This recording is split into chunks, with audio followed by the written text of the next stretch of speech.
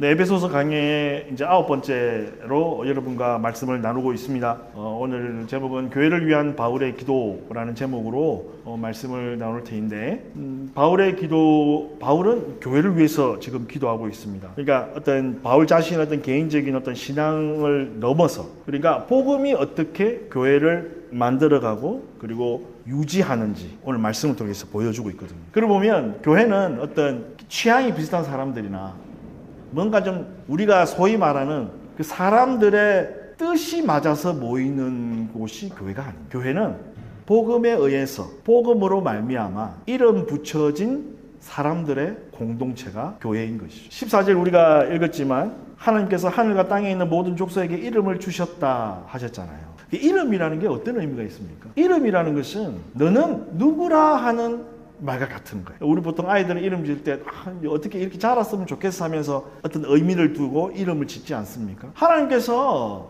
모든 민족에게 이름을 주셨다라고 말씀하시는 것은 우리의 정체성, 그러니까 우리란 어떤 존재이냐, 하나님과의 관계 안에서 설명되어질 수 있는 존재이다 하는 거죠.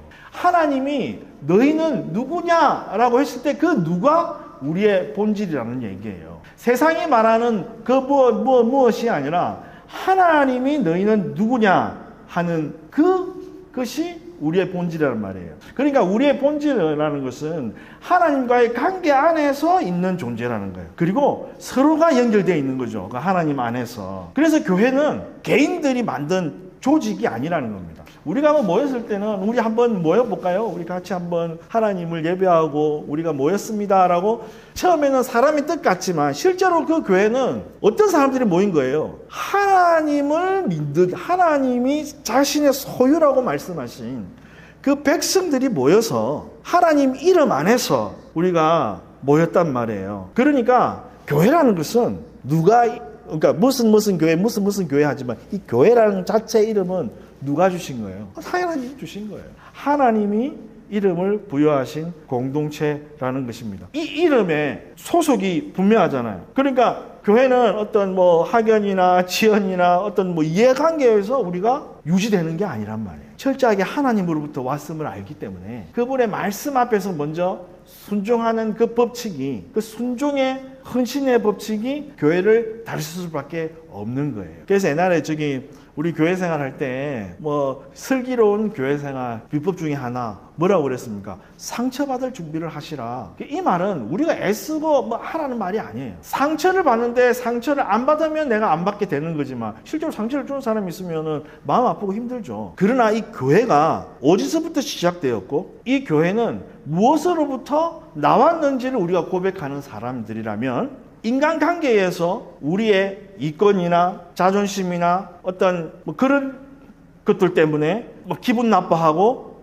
그러면서 하나님께서 주신 교회 공동체를 그것으로 섬길지 말지를 결정하지 않는다는 거예요. 그러니까 우리의 섬김의 동기는 어디서 나타납니까? 하나님이 우리를 어떻게 불러주셨는가, 그 토대 위에서 우리의 섬김이 시작이 되고 우리의 사랑이 시작되기 때문에 엄밀히 말하면 여기에는 상처라는 게 솔직히 있을 수 없어요. 이게 원칙입니다. 원리입니다. 그런데 왜 상처를 받을까요? 제가 오늘 이 말씀을 준비를 하면서 실제로 제가 이렇게 말씀을 이렇게 쑥 쓰다 보니까 쭉 읽어보니까 한 8분 정도 되니까 끝나더라고요. 그래서 잠깐만요. 어떻게 이걸 쭉 늘릴 수 있죠, 하나님? 그런데 그게 아니라 오늘 이 바울이 오늘 에베소 지금 오늘 읽은 이 14절부터 21절까지의 본문을 유심히 보니까 복음의 이야기더라고요. 복음. 여러분은 복음을 알고 계십니까? 여러분은 복음이 무엇이라고 생각하십니까? 답은 하나밖에 없다고 말씀드렸어요. 그죠? 제가 질문하는 모든 질문의 답은 하나밖에 없습니다. 여러분, 복음의 내용은 무엇입니까? 예수 그리스도가 우리의 기쁨의 근원이에요. 그런데 여러분 실제로 기쁘십니까? 그러면 누구나 자신 있게 전 기쁘죠. 전 날마다 은혜롭죠. 날마다 찬송하죠. 날마다 찬양하죠 하는 사람들은 생각처럼 그렇게 쉽게 말씀들 다 못하세요. 왜요? 그렇죠. 우리가 미치지 않고서야 어떻게 날마다 우리가 기쁠 수 있습니까? 그 질문을 하는 그 의도 자체가 저는 못마땅스럽습니다라고 제게 말할 수도 있을 거예요.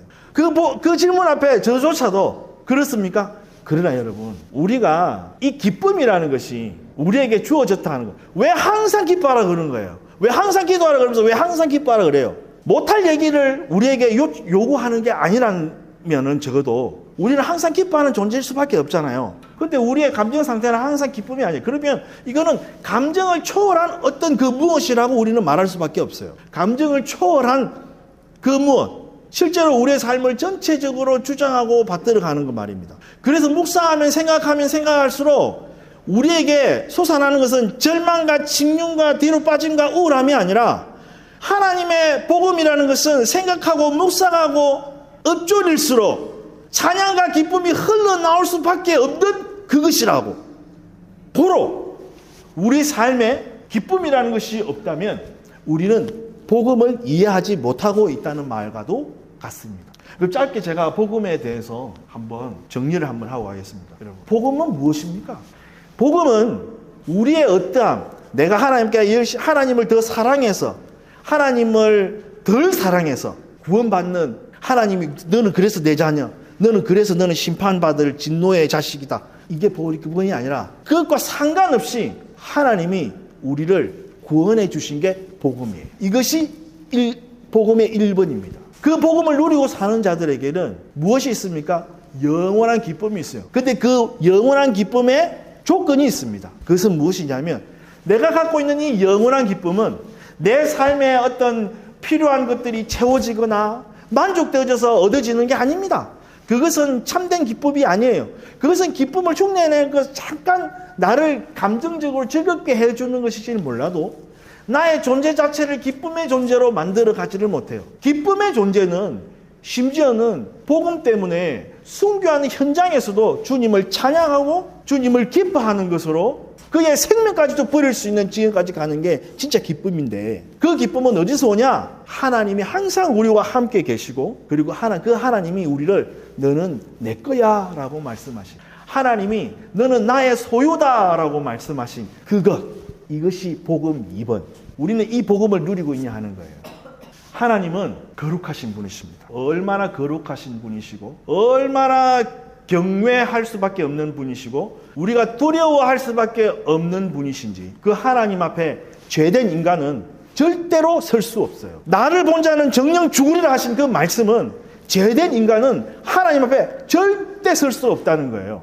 그만큼 하나님은 거룩하시고 경외로우신 분이십니다. 우리가 정말 두려워할 만한 분이세요. 세상에서 오로지 하나님 한 분만 우리가 두려워하실 만한 분인 거예요. 이것을 어떻게 비유로 설명할까? 여러분, 태양의 표면 온도가 얼마나 뜨겁습니까? 그 태양의 표면 가까이에 여러분, 우리 인간이 어떤 물질을 갖고 나면 순간 다 증발해버릴 거예요. 우리 인간이. 하나님 앞에 우리는 그 태양 표면 앞에 습자지 같은 존재라는 거예요. 습자지. 장작불 앞에서도 습자지는 금방 타버리잖아요. 태양 앞에 놓여진 습자지의 운명이 죄인된 우리의 운명이랑 같은 거예요. 우리는 도무지 그 하나님을 가까이 갈 수가 없는 거예요. 죄된 인간은 하나님을 볼 수도 없을 뿐만 아니라 그분 앞에 조금도 나갈 수도 없는 거예요. 이게 우리의 존재의 근원입니다. 본질입니다. 그런데 그 하나님께서 우리를 사랑하신 거로 그 무섭고 두려운 그 하나님이 우리를 뭐라고 하시냐면 내 자녀라, 내 소유라 말씀하십니다. 나는 심판받을 수밖에 없는 존재인데요. 이걸 어떻게 설명할 수 있습니까? 여러분, 우리나라에서 제일 큰 댐이 있다고 생각해요. 만약에 진양호 댐이 있다고 생각해 보세요. 홍수가, 비가 너무 많이 와가지고 진양호가 가득해요. 그런데 여러분은 지금 그 진양호 그 앞에 조그마한 오두막집을 짓고 살고 있어요. 그런데 댐이 금이 가기 시작하는 거예요. 곧 무너질 거예요. 그게 터지는 순간 저는 어떻게 되겠어요? 거기 살고 있는 우리는 그냥 아마 그 물살이 우리가 감당할 수 없을 거예요. 아마 그 물살에 그냥 바로 맞아버리면 아마 이거 뼈라도 하나 추릴 수 있겠어요? 없을 거예요. 우리는 그런 존재라고요. 그런데 갑자기 내 앞에 있는 땅이 갈라지는 거지. 댐이 팍 터져가지고 물이 저에게 팍 쏟아져 오는데 갑자기 내 앞에 땅이 갈라져가지고 말할 수 없는 깊은 구덩이가 생겨버리면서 그 물이 다 거기로 다 쏟아져 버리는 거예요. 나는 물 한 방울 나에게 튀기지 않아요. 우리가 겪는 구원이라는 것이 이와 같은 겁니다. 너무나 자명한 거예요. 죽음이 너무나 앞에 오고 우리는 심판받을 수밖에 없고 나 이제 죽었다라고 생각하는 너무나 자명한 그 현실 가운데서 예수님이 건져 올리신 거예요. 이게 구원이라는 거예요, 여러분. 이렇다면 우리는 그렇게 해서 구원하신 것은 무엇 때문입니까? 내가 너를 사랑한다. 너는 나의 것이다. 그러면서 하나님이 콕 집어가지고 콕 건져 올리신 거예요. 이게 복음이라는 거예요. 여기에는 나의 어떠함이 없는 거예요. 여기에는 친밀함만이 있는 거예요. 하나님이 나를 그토록 사랑하시고 붙드시고 오죽 친밀하셨으면 그래서 내가 네 안에 있다라고 말씀하실 정도로 아니 그냥 저 안에 계신대요. 그분이 우리 안에 계신다 말씀하신 거예요. 이게 친밀함의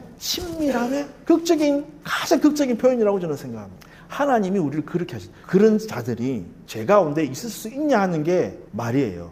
우리는 교회 생활하면서 이렇게 착각할 때가 있어요. 풍선이 있다고 가정해봐요. 풍선을 하늘에 띄우려면 어떻게 해야 됩니까? 풍선을 끊임없이 쳐야 돼요. 우리가 끊임없이 쳐야 된다고요. 마치 이게 우리가 종교생활 하고 있는 거랑 마찬가지예요. 그 풍선을 떨어뜨리지 않기 위해서 끊임없이 내가 노력하고 힘쓰고 교회에서 섬김을 제가 부정하는 게 아닙니다. 하나님을 향한 나의 열심과 노력이 어느 정도 닿아야 이게 뭐 뜨지 않겠어 라고 생각하는 거 있잖아요. 아니에요. 여러분 풍선이 공중에 떠 있으려면 제일 쉬운 게 뭐겠어요? 그 안에다가 헬륨가스를 넣으면 돼요. 그러면 항상 떠 있어요. 내가 칠 필요가 없어요. 그 헬륨가스 같은 게 뭐겠습니까, 여러분? 하나님과의 친밀함이라는 예수 그리스도에 대한 친밀감이라는 거예요. 이 친밀감이 있는 사람은 죄를 짓지 않습니다. 우리 공이 여기 젊은 친구들도 있고 하니까 뭐 다 알아들을 테니까 다 한번 비유를 삼아서 얘기해 볼게요. 혈기 넘치는 남녀가 있어요. 그들이 성적인 죄를 안 지을 수 있을까? 아마 쉽지 않을 거예요. 단둘이 뭔가 이렇게 막 불붙듯이 가만 놔두면은 분명히 사고 터집니다. 남녀간에 사고 터질 거예요. 그런데 예를 들어서 남자라고 치고 그 자매의 아버지가 엄청나게 무서운 사람이에요. 그리고 전직 격투기 선수라 걸리면 그냥 뼈 하나는 뼈가 뭐야 그냥 다 부러지는 거지. 상상도 할 수가 없어.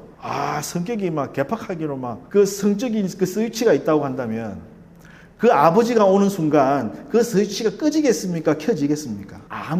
아무리 간이 배 밖에 커도 아무리 성적인 그런 어떤 그 욕망이 커도 아빠 왔어 이 말이면 끝나는 거예요. 무서운 아버지 왔어 그럼 끝나는 거예요. 우리가 하나님 앞에서 죄의 유혹을 어떻게 떨칩니까? 하나님 죄의 유혹을 어떻게 떨칠 수 있어요? 하나님을 조금도 무겁게 여기지 않는 그 마음이 우리 가운데 있기 때문에 죄가 허용된 거예요. 그런데 죄를 짓고자 할 때 하나님의 무거움, 하나님의 영광의 무게가 우리를 덮고 있다면 우리는 죄를 지을 수가 없는 거예요. 요셉이 보디발의 아내가 그렇게 유혹하고 해도 요셉이 말했잖아요. 내 주인이 있을 뿐만 아니라 하나님이 보고 계시기 때문에 나는 못 짓습니다 라고 한 말은 요셉이 대단해서 그렇게 한 게 아니고요. 하나님의 영광의 무게를 그가 알았기 때문에 그 죄를 지을 수 없었던 거예요. 복음은 우리를 이와 같이 자유롭게 하는 겁니다. 그러면 그 복음 안에 반드시 수반되는 건 뭡니까? 하나님이 얼마나 경외하고 얼마나 두려워할 만한 분이신가. 그런데 그 하나님이 나를 자녀 삼아 주셨다.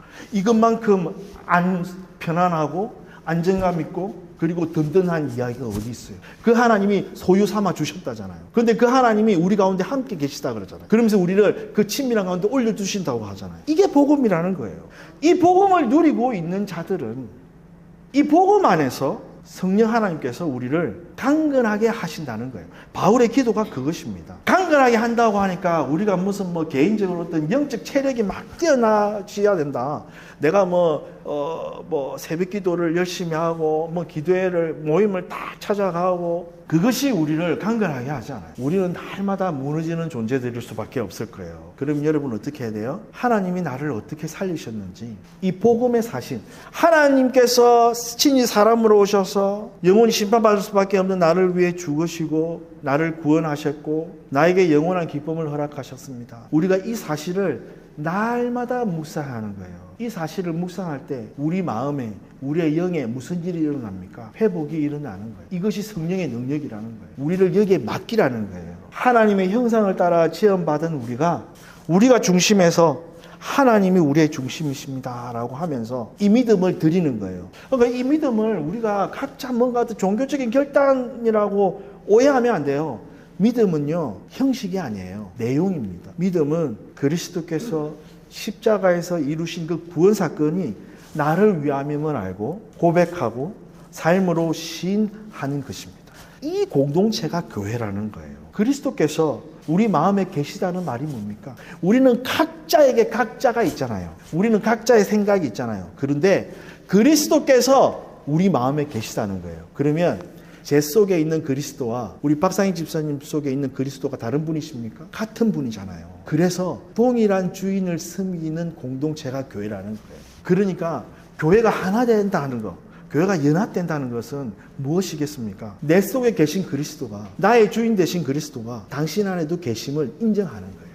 그러니까 우리가 뭔가 취향이 비슷하니까, 우리가 뭐 생각이 좀 비슷하니까, 뭔가 말이 통하니까 우리가 서로 우리 교회는 모인 게 아니라고요, 여러분. 나의 주인인 그리스도가 당신 안에도 당신의 주인으로 계십니다. 우리는 그리스도 안에서 하나입니다. 이 고백의 공동체가 교회라는 것입니다. 그래서 교회의 하나됨은 서로 얼마나 성격이 비슷하고 취향이 같은가에 나오지 않고 동일한 이 복음, 그리스도의 주인 되심의 그 다스림의 통치 안에 있을 때 교회가 하나 되는 거예요. 이 교회가 하나 된 교회는 어떻게 세워집니까? 사랑으로 세워지는 거예요. 근데 우리가 이 사랑을 뭔가 좀 감정이나 어떤 윤리적인 그 무엇이라고 생각할 수도 있어요. 그런데 바울은 분명하게 이 사랑의 근거가 분명하다고 말하는데 그것은 뭐냐면 그리스도의 사랑을 아는 것.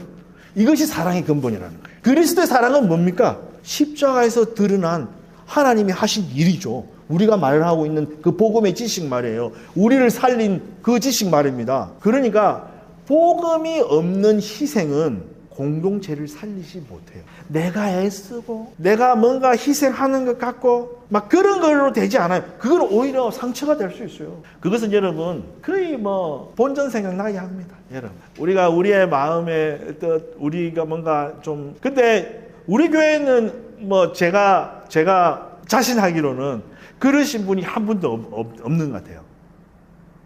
근데 솔직히 좀 큰 교회나 또 다른 교회 얘기들 들어보면 꼭 그렇게 하고제비 분들이 한 분씩 계시거든요. 그분들이 항상 넘어지는 것들을 가만 보면 내가 이만큼 했는데 왜 이만큼 대우해 주지 않냐고 섭섭하시더라고요. 그러면서 넘어져요. 솔직히 우리 인생, 우리 교회뿐만 아니라 가족 관계도 그렇고 직장 관계도 그렇고 다 그런 것 같아요. 우리가 섬기면 다 그런 것 같아요. 예. 솔직히 직장에서 일한다고 생각해 보세요, 여러분. 직장에서 일하면은 당연히 여러분 뭐를 근거로 일하세요. 만약에 제가 직장에서 일하면 당연히 그 월급 보고 일하는 거 아니에요. 그죠? 월급 보고 일하시지 뭐로 일하세요. 그런데 그것조차도 월급을 받는 직장에서조차도 그리스도인들은 어떻게 섬깁니까?